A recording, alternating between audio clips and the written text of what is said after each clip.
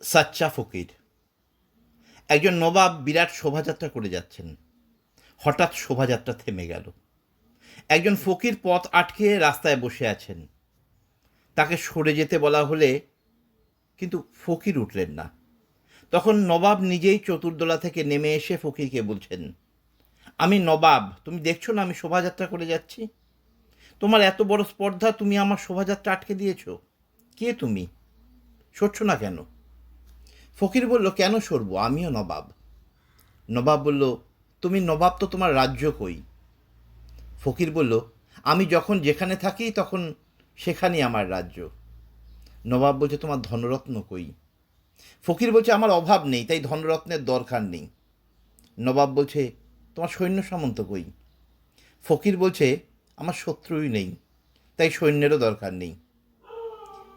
ফকিরের কথা শুনে তার উপরে নবাবের খুব ভক্তি শ্রদ্ধা হয়েছে।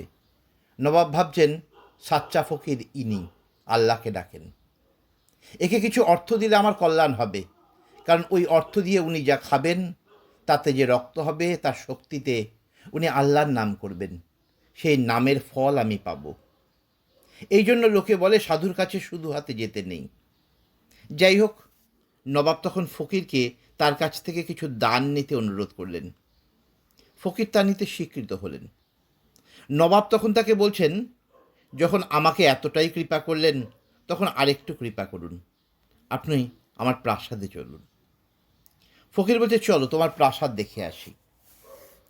তারা যখন নবাবের প্রাসাদে পৌঁছলেন তখন নামাজের সময় হয়েছে। নবাব ফকিরকে বসিয়ে রেখে পাশের ঘরে নামাজ পড়তে গেলেন। ফকির শুনছেন। নামাজের পর নবাব খোদার কাছে প্রার্থনা করছেন, আমাকে আরও রাজ্য, আরও ধনদৌলত দাও। এই প্রার্থনা শুনে ফকির ঘর থেকে বেরিয়ে চলে যাচ্ছেন।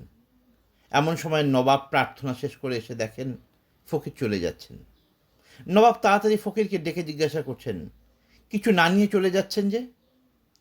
ফকির তদুত্তরে বলছেন, ভিক্ষুকের কাছে আর কি ভিক্ষা নেব? তুমি তো ভিক্ষুক, খোদার কাছে রাজ্য, ধন দৌলত চাইছ। বাস্তবিকই নবাব নবাব হলেও ভিক্ষুক, ফকির ফকির হলেও নবাব, কারণ তার অভাববোধ চলে গিয়েছে।